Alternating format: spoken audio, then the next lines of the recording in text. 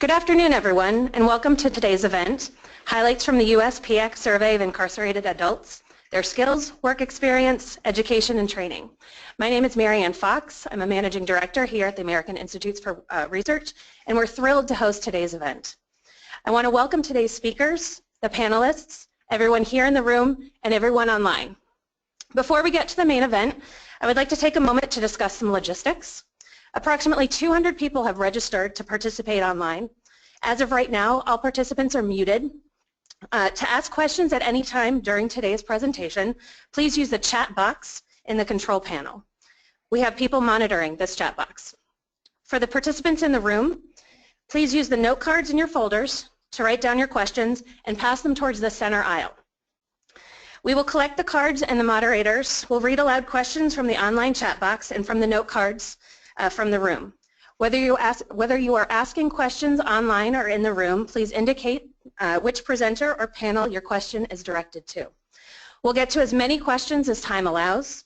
If we don't have time for all of your questions, please look for a response from the PIAAC staff in the next few days. Also note, today's session is being recorded and we will post this recording online through the PIAAC gateway as well as the questions and answers. A quick overview of the agenda. There's one change from the original agenda.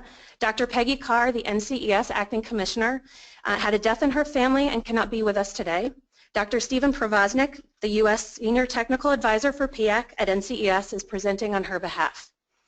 So we will begin with an overview of the just released PIAAC prison data and report presented by Dr. Provoznik. Afterwards, we will hear about educational and training experiences in a U.S. prison from Aaron Alomar. We will then have a brief Q&A. After that, we will begin our first panel and have a Q&A session, followed by the second panel and another brief Q&A session. At this time, I'd like to introduce our first speaker, Dr. Stephen Provoznik. Dr. Provoznik works at the U.S. Department of Education's National Center for Education Statistics in the International Activities Branch, where he is the U.S. representative to the Program for the International Assessment of Adult Competencies, Board of Governing Countries, and the U.S. Senior Technical Advisor for PIAAC. He also serves as the U.S. National Research Coordinator for the Trends in International Mathematics and Science Study, or TIMSS. Dr. Provoznik. Of course.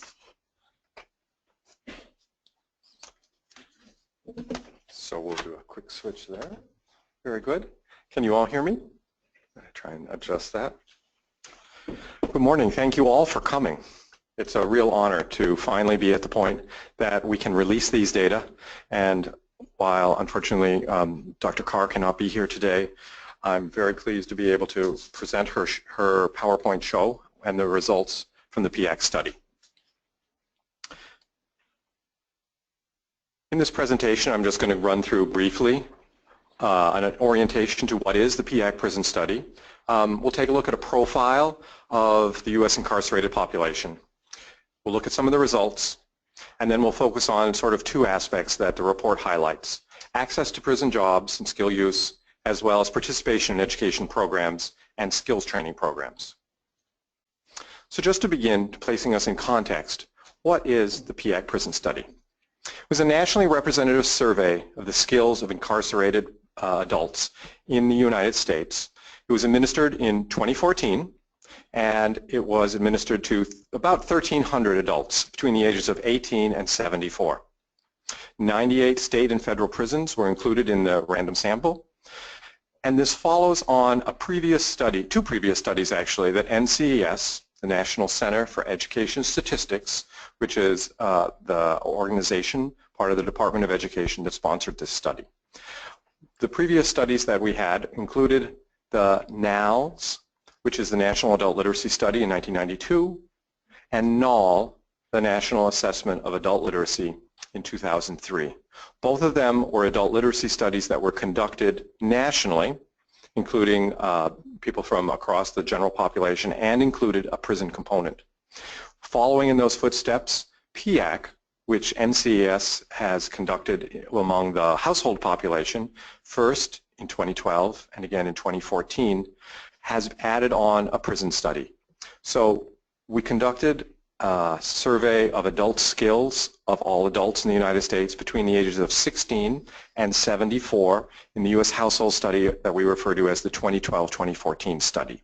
And that's what we're going to use as a comparison for the PIAAC prison study, which was done here in the U.S. And I would just point out that PIAAC as an international study allows the United States to make comparisons for the adult skills in terms of literacy, numeracy, and problem solving from the United States with the other countries that have participated. But the U.S. is the only country that has conducted a separate prison study, at least to date. So how was the U.S. prison study conducted? We literally have laptop computers. Just as we went to people's homes with a laptop computer, we went into the prisons and we administered the assessment on a laptop, or for people who were uncomfortable in using a laptop or were unable to use a laptop, we had a paper and pencil version. The assessment, PIAAC, begins with a background questionnaire. The background questionnaire is about 45 minutes and excuse me, is conducted in both English and Spanish.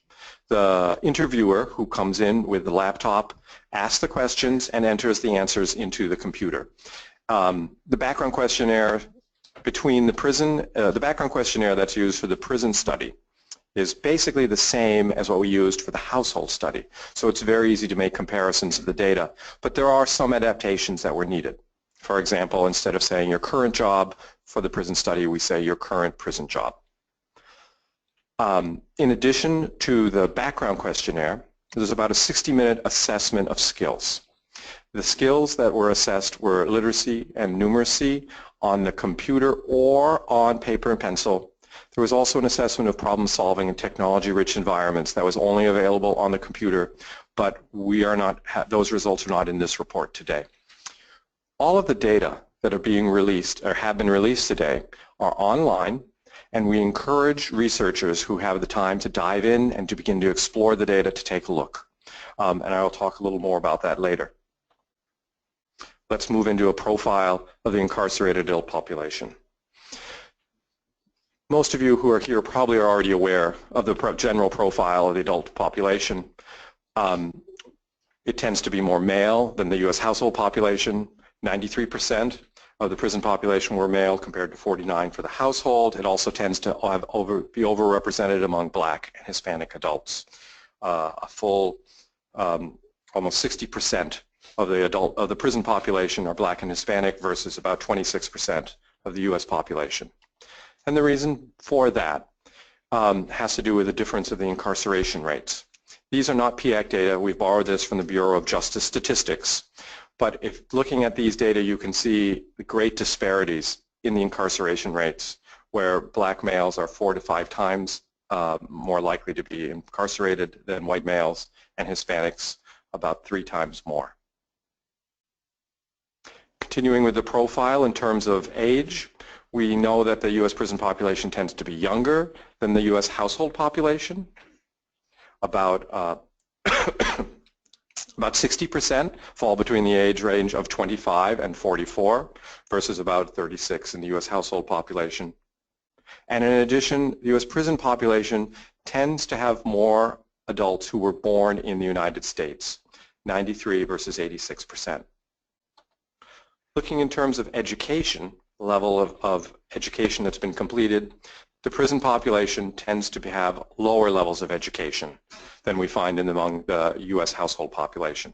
94% have a U.S. high school credential or less in the prison population versus about 64% in the U.S. household. And conversely, there are far fewer incarcerated adults who have a college degree. Only about 6% of the prison population have obtained a college degree, and about 4% of those have an associate's degree. And then the last point I would make is in terms of recidivism, that about 73% of the prison population in 2014 had been previously incarcerated. Turning to the results, if we look at the most general average results, we see in comparison of the U.S. prison population to the U.S. household population that the U.S. prison population has a lower average literacy and lower average numeracy. But let's start putting that into some context. What do these numbers mean? So I've just put on the screen here some of the levels that PIAAC uses. PIAAC has average scores, but it also has proficiency levels that are tied with particular skills. You'll see here level 1, level 2, and level 3. If we look at the score for the incarcerated adults in terms of literacy, the 249, the dark blue bar on the far left, we see that it's squarely within the proficiency range for level 2. And we see that for none of the American population does literacy or numeracy on average rise to level 3. Again, these are aggregate averages. If we look across, we see that literacy for prison and household both tend to be in the range of level 2, but in terms of numeracy, the numeracy skills in the incarcerated population are much lower and fall in level 1, not even level 2. Now, what do these levels mean? Let's take a look at some examples. Because numeracy is keyed so much to, in this study, we found that numeracy results, differences in terms of numeracy pop up again and again, and we know from previous PIAAC studies of unemployed in the U.S. that numeracy skills, low numeracy skills, are one of the predictors of unemployment and one of the predictors of incarceration. And we find here a level 2 item.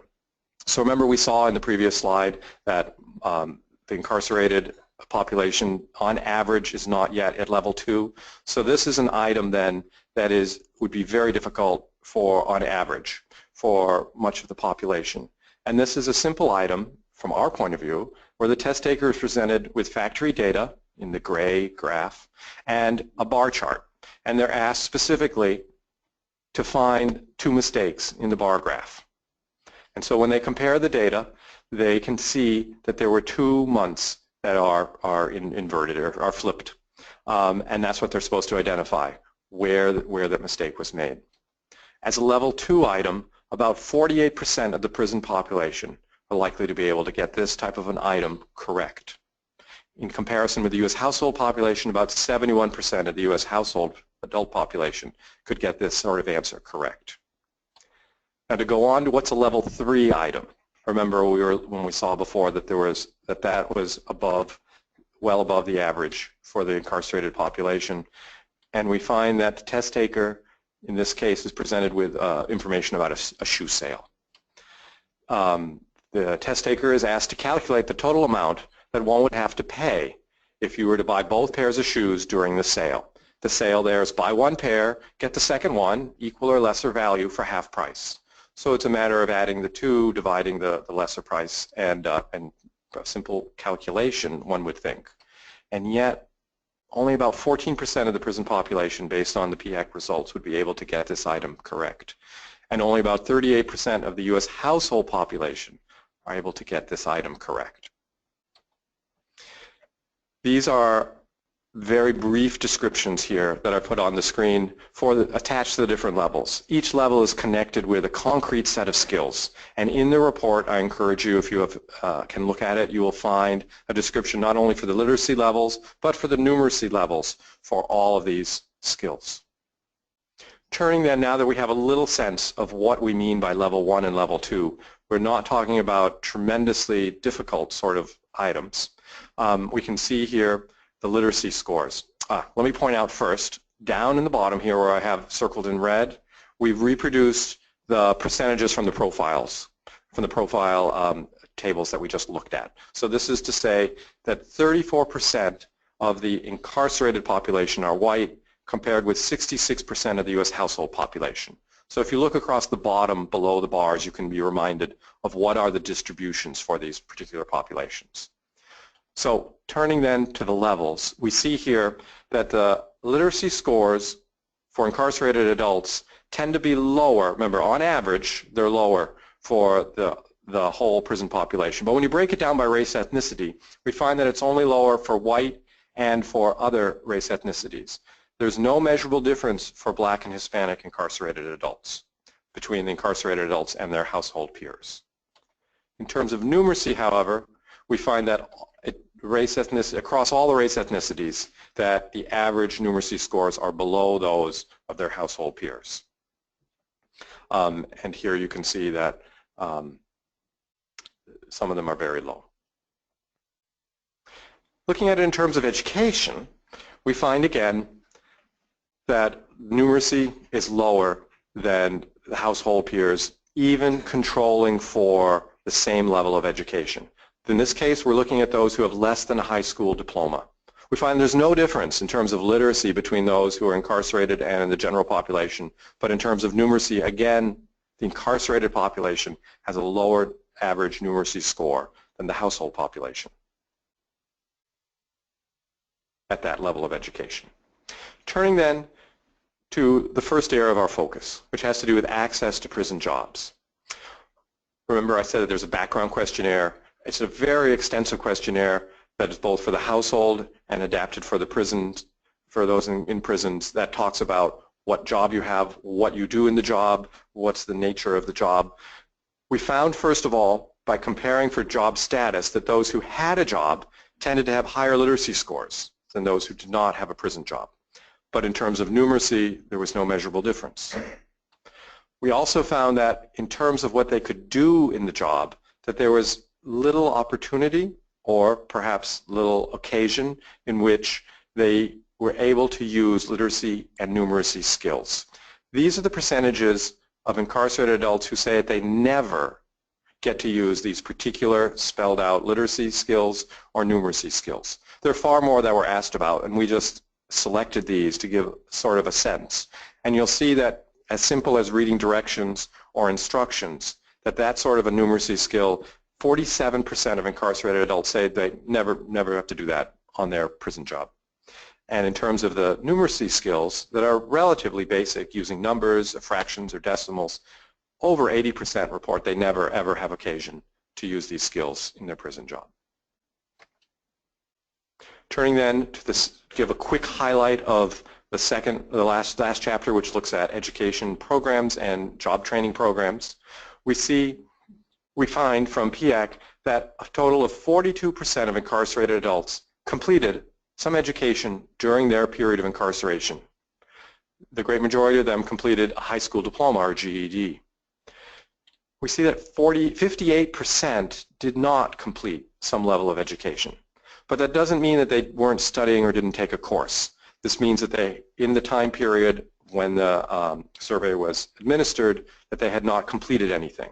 Because we know that 21% of the incarcerated population is currently working on some sort of formal degree or credential. And we know that there's a high level of interest, because even though 79% are not currently studying, 70% of them reported that they actually wanted to enroll in a program. And 25% of them reported they were on a waiting list for an academic program.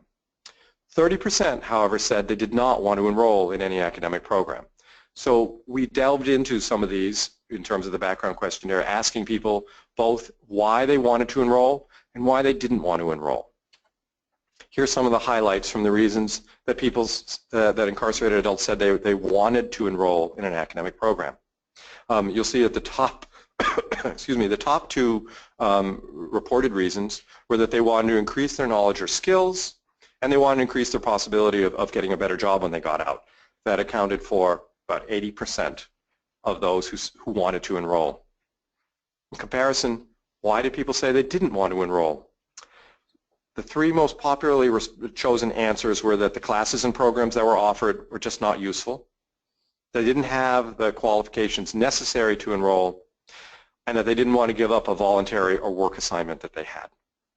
You'll see that there's a large percentage under other. The way PIAAC is set up, because the background questionnaire was administered by someone who's interviewing it, respondents could offer an answer that was different. There was a write-in, and those have been collected. Because we've just managed to get the data out today, we have not yet gone through and compiled all those different answers and categorized them. That's the sort of work that is available and makes this a rich data set for those who can begin to dig in. As I say, this is just highlights, skimming across the top of what we have that we can present. But it allows us to see some clear points. In particular, we can see here, compared to the interest that there was for taking education programs, only 23% were interested and participated in a job training program. And that 77% who had not participated in any job training program, only 14% of them were on a waiting list. The reasons that people said they didn't want to take a job training program, the number one reason was they were not eligible to attend. The second most popular answer was they were not interested in the programs offered. And then the third was that they didn't have the educational qualifications necessary to take those programs. So I'm just going to quickly recap here because we have a lot of things to cover today in today's panel. But a quick summary from the reports talks about basically that we have a marked difference between the incarcerated population and the U.S. household population on average in terms of literacy and numeracy. However, those literacy differences were not found when we compared household peers with Black and Hispanic inmates or when we compared with inmates who had less than a high school credential. We saw that 61% of incarcerated adults had a prison job, but many of them report that they never have the opportunity to use literacy or numeracy skills in that job. We learned that compared with those who have a prison job, those who do not have a prison job tended to have lower literacy scores, but not measurably different numeracy scores. We saw that interest in education programs is high. 42% have completed some level of education during their current prison term. And among those who have not, 21% are currently studying for a formal degree. And among the 79% who are not currently studying, 70% of them want to study for a formal degree or credential. And we saw that when we compare the education programs and job training programs, that there's more interest in education. 42% completed education versus 23% who took a job training program. Again, these are just very brief highlights, and I hope they're enough to tease people to open up the report and dig into it, and even more, go to our website at nces.ed.gov/surveys/PIAAC, where we have a lot of information not only about the prison study and about the household study, but we have significant number of tables. Look for the PIAAC portal, which allows you to explore far more tables than are in the report that cut the data up in different ways and begin analysis for you. And we will have released soon the International Data Explorer, which is an online tool that NCS has that allows anyone with a computer and an internet connection to go in and begin looking at the data yourself. And you can begin not only analyzing the data, but you can produce your own charts and graphs and tables if the information is useful for things that you need for your work.